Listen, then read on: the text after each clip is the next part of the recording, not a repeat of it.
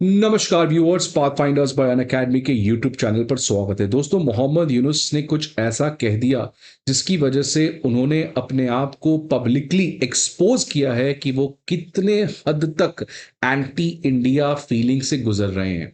Although ये कोई बात सरप्राइजिंग नहीं है, कॉन्स्टेंटली मोहम्मद यूनुस अपना एक एंटी इंडिया प्रोपोगंडा खूब चला रहे हैं। पाकिस्तान, टर्की, इन सभी के साथ दोस्ती करके वो यही काम कर रहे हैं, लेकिन इतने हद तक मोहम्मद यूनुस गिर जाएंगे ये किसी ने दोस्तों एक्सपेक्ट नहीं किया था। बिकॉज रिसेंटली उन्होंने कहा है कि जो इंडिया के 7 सिस्टर्स हैं, जो नॉर्थ ईस्टर्न स्टेट्स हैं, वो कंप्लीटली लैंड लॉक्ड स्टेट्स हैं और वो बांग्लादेश के मदद के बिना किसी भी कीमत पर सी को एक्सेस नहीं कर सकते हैं। Because Bangladesh is the only ocean gateway for all the 7 sisters. और दोस्तों, ये स्टेटमेंट मोहम्मद यूनुस ने चाइना विजिट में शी जिनपिंग के साथ मिलकर कहा है। मतलब ये क्लियर कट है कि किस तरीके से मोहम्मद यूनुस, शी जिनपिंग और शहबाज शरीफ पाकिस्तान के, ये सभी चाहते हैं कि इंडिया का जो एक लिटिल बिट प्रॉब्लमेटिक एरिया है नॉर्थ ईस्ट, उसमें कैसे और ज्यादा प्रॉब्लम क्रिएट किया जा सके। रिसेंटली आपको पता है कि सिलीगुड़ी कॉरिडोर, जो चिकन कॉरिडोर है, वहां पर भी पाकिस्तान और बांग्लादेश मिलके प्रयास कर रहे थे कि कैसे इंडिया को और प्रॉब्लम क्रिएट किया जा सके। तो ये इस मोहम्मद यूनुस का चाइना ट्रिप ये क्लियर कट एक्सपोज कर रहा है कि किस हद तक एक कॉन्स्पिरेसी रचा जा रहा है कि इंडिया के नॉर्थ ईस्ट स्टेट्स में आने वाले समय में और ज्यादा प्रॉब्लम क्रिएट किया जाए। बट एक बात तो क्लियर है, मोहम्मद यूनुस जितना भी ये प्लानिंग प्लॉटिंग कर ले, भैया आप चंद दिनों के मेहमान हो। You are only a few days guest for the Bangladesh. Bangladesh के लोग खुद ही आपसे थक चुके हैं, इसीलिए आपकी ये बेचैनी है, बौखलाहट है, ऑब्वियसली होनी भी चाहिए। प्राइम मिनिस्टर मोदी ने आपसे मिलने के लिए मना कर दिया, तो अब करिएगा क्या। But anyways, but Mohammad Yunus ने जो कहा है वो आज इस सेशन में हम लोग बात करेंगे। और ये आपको मैंने पहले ही बताया, शी जिनपिंग के साथ वो मुलाकात किए हैं, चाइना विजिट पे गए हुए थे और वहीं पर उन्होंने इस तरीके की मीठी वाणी रखी है। अब देखिए यूनुस ने पहला मेजर अटैक इंडिया को कैसे किया है। उन्होंने कहा है कि जो 7 स्टेट्स हैं ईस्टर्न इंडिया के, जो 7 सिस्टर्स हैं, वो कंप्लीटली लैंडलॉक्ड हैं और वो किसी भी कीमत पे सी तक नहीं पहुंच पाते हैं। अगर उनको सी पे पहुंचना है तो उनको बांग्लादेश की मदद लेना पड़ेगा, because we are the only guardian of the ocean. अब I don't know on what basis वो अपने आप को इतना बड़ा स्टेटस दे रहे हैं कि वो गार्जियन है ओशन के, forgetting the fact that India का coast line one of the largest coast line है, हमारा 7500 किलोमीटर का कोस्ट लाइन है। और अगर हम चाहिए तो बांग्लादेश का सी क्या, लैंड का ही एग्जिस्टेंस खत्म कर सकते हैं। बिकॉज दोस्तों देखिए, अगर इंडिया के नॉर्थ ईस्टर्न स्टेट्स ऑब्वियसली सी पे पहुंचने के लिए वो बांग्लादेश से आना चाहे तो आ सकते हैं, लेकिन उनके पास और भी एक्सेस पॉइंट्स हैं हमारे। इनफैक्ट म्यांमार के थ्रू भी हम सी में एक्सेस कर सकते हैं। लेकिन बांग्लादेश के लोगों को यह जानना चाहिए कि ये जो मोहम्मद यूनुस बोल रहे हैं ये कितना भारी पड़ सकता है। बिकॉज बांग्लादेश चारों तरीके से, चारों तरफ से, ईस्ट वेस्ट नॉर्थ साउथ आपको इंडिया से लैंडलॉक्ड है। तो अगर कल को बांग्लादेश को बनाने में भारत एक रोल प्ले कर सकता है तो खत्म करने में भी भारत को चंद टाइम लगेगा, अगर मोहम्मद यूनुस इस हद तक भारत को प्रोवोक करेंगे और चाइना, पाकिस्तान जैसे रोक कंट्री के साथ मिलकर इंडिया के लिए कुछ गलत तरीके का कॉन्स्पिरेसी रचेंगे।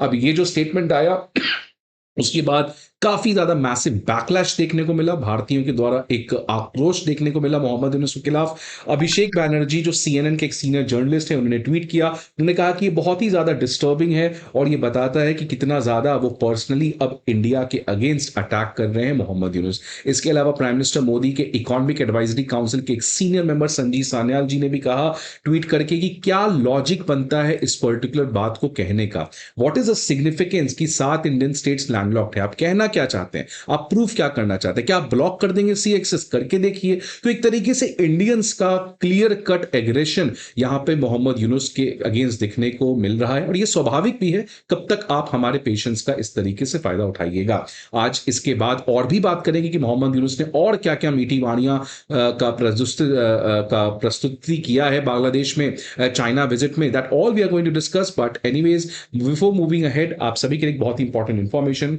दोस्तों, Unacademy IAS previous year questions, current affair magazines और प्रीलिम्स मॉक टेस्ट, ये तीनों चीज के पीडीएफ लेके आया है और ये तीनों पीडीएफ अब आपको फ्री ऑफ कॉस्ट प्रोवाइड किए जा रहे हैं। ये तीनों पीडीएफ्स कहां पे मिलेंगे? आपको इस वीडियो पे दिए गए डिस्क्रिप्शन में एक लिंक मिलेगा, उस लिंक पर जाके आप इन सभी पीडीएफ्स को डाउनलोड कर सकते हैं। इसके अलावा if you need any other information, feel free to call on this number और also you can visit any of our 4 offline branch, Karol Bagh, Mukherjee Nagar, Prayagraj and also in Patna. So आगे बढ़ते हैं दोस्तों। दूसरा जो एक और कॉन्स्पिरेसी का रचने का प्लानिंग हुआ, वो बहुत पहले से चल रहा है मोहम्मद यूनुस के माइंड में, वो है चिकन्स कॉरिडोर में, सिलीगुड़ी कॉरिडोर में। किस तरीके से दोस्तों, आपको पता है इस साल के स्टार्टिंग में बांग्लादेश पाकिस्तान के आर्मी के साथ मिलके इंडिया के चिकन नेक कॉरिडोर में प्रॉब्लम क्रिएट करने का प्रयास किया। इनफैक्ट पाकिस्तान आर्मी और पाकिस्तान के जो आईएसआई के चीफ हैं वो भी विजिट किए थे रंगपुर में, जहां पर वो चिकन कॉरिडोर में भारत के लिए प्रॉब्लम क्रिएट करने का प्रयास किए थे। चाइना तो ऑलरेडी ये चाहता है और इनफैक्ट चाइना इंडिया के बीच में तो 2017 का डोकलाम स्टैंड ऑफ हुआ था, वहां पे भी वही सिलीगुड़ी कॉरिडोर को लेकर कंट्रोवर्सी था। अब वापस सर मोहम्मद यूनुस ने एक तरीके से पाकिस्तान के अलावा अब चाइना को अप्रोच किया है कि कैसे चाइना बांग्लादेश मिलकर भारत के लिए चिकन स्नैक कॉरिडोर में और ज्यादा बड़ा डिलेमा क्रिएट कर सकता है। इनफैक्ट देखिए दोस्तों, उन्होंने क्या कहा, उन्होंने कहा कि तीस्ता वाटर मैनेजमेंट के लिए चाइना को बहुत ज्यादा मदद करना चाहिए, चाइना को बांग्लादेश के साथ मिलकर तीस्ता वाटर मैनेजमेंट में मदद करना चाहिए। दोस्तों आपको पता है, देख सकते हैं तीस्ता जो है वो इसी सिलीगुड़ी कॉरिडोर से होकर गुजरता है और ये रहा आपका डोकलाम जो ट्राई जंक्शन पॉइंट है भूटान, इंडिया और चाइना का, तो वहां से ये तीस्ता वाटर गुजरता है। तो एक तरीके से अगेन तीस्ता के बहाने बांग्लादेश और चाइना जो है वो इंडिया के चिकन स्नैक कॉरिडोर में मैसिव इंफ्रास्ट्रक्चर के प्लानिंग को कर सकते हैं। तो ये दूसरा एक तरीके से इनडायरेक्टली इंडिया को मैसेज था कि इंडिया को संभल के रहना चाहिए एज पर मोहम्मद यूनुस, नहीं तो नॉर्थ ईस्टर्न स्टेट्स के सी एक्सेस को रोक सकते हैं हम।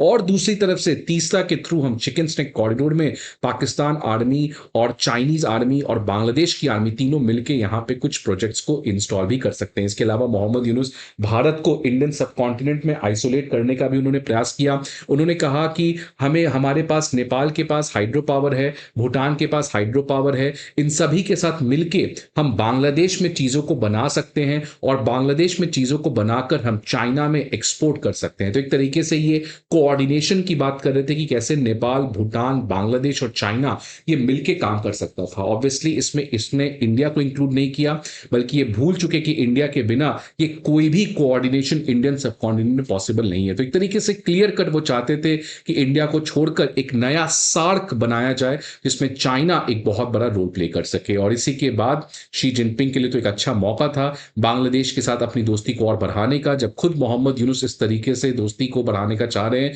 तो शी जिनपिंग ने भी कहा कि बांग्लादेश एक ट्रस्ट वर्दी नेबर है और बांग्लादेश से जितने भी सामान आ रहे हैं चाइना में उन सभी के ऊपर 0 टैरिफ लगेगा और इसकी अवधि को बढ़ाकर 2028 तक कर दिया गया है।